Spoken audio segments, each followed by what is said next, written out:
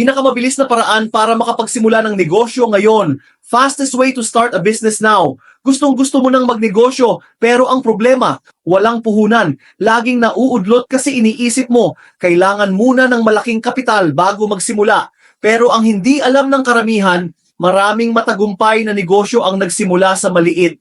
O minsan, sa wala talaga. Hindi mo kailangang maghintay ng malaking pera para makagalaw.